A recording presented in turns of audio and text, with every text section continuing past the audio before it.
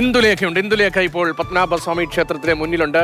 ഇന്ദു, തലസ്ഥാന നഗരത്തിന്റെ തന്നെ വളരെ പ്രൗഢിയേറിയ വർണ്ണാഭമായ ഇടം ഏതെന്ന് ചോദിച്ചാൽ അതിന്റെ ഏറ്റവും ആദ്യത്തെ ഉത്തരം ഒന്ന് കിഴക്കേക്കോട്ട എന്തായിരിക്കും. അവിടെ പത്മനാഭസ്വാമി ക്ഷേത്രവും ക്ഷേത്ര കുളവും അതിന്റെ പരിസരത്തൊക്കെ എത്തുമ്പോൾ എപ്പോഴും വളരെ സന്തോഷത്തിൻ്റെതായ ഒരു അന്തരീക്ഷമുണ്ട്. ഓണനാളിൽ അവിടുത്തെ ഒരു ആരവം എങ്ങനെയാണ്, ക്ഷേത്രത്തിലേക്ക് എത്തിയ ആളുകളുടെയൊക്കെ ഒരു സന്തോഷ പ്രകടനം എങ്ങനെയാണ്?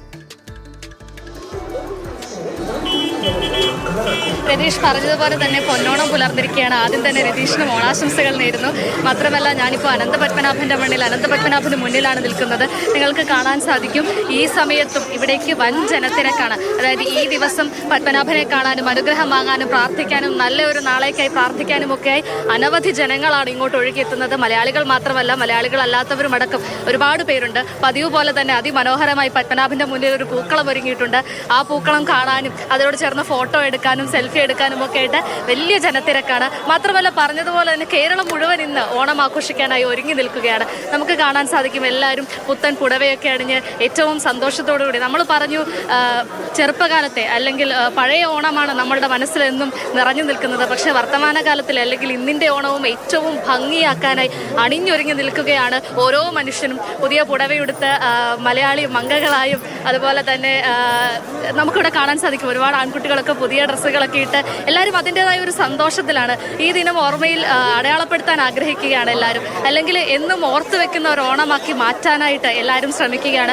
നമുക്ക് കാണാൻ സാധിക്കും എല്ലാവരും സന്തോഷത്തിലാണ്. ആർക്കും ദുഃഖമോ പരാതിയോ പരിഭവമോ ഇല്ല. നമ്മളൊക്കെ പറയാറുണ്ടല്ലേ, കാണം വിറ്റും ഓണം ഉണ്ണണമെന്ന്. അതുപോലെ ദുഃഖമൊക്കെ മാറ്റിവെച്ച് എല്ലാം പുതുമയെ വരവേറ്റുകൊണ്ട് അല്ലെങ്കിൽ ഏറ്റവും അധികം സന്തോഷത്തോടു കൂടിയാണ് എല്ലാവരും നിൽക്കുന്നത്. നമുക്കിവിടെ കാണാൻ സാധിക്കും എല്ലാവരും സന്തോഷത്തിലാണ്. നമുക്ക് അവരോടൊക്കെ ചോദിച്ചു നോക്കാം ഈ ഒരു ഓണദിനം അവർക്ക് എങ്ങനെയാണെന്ന്.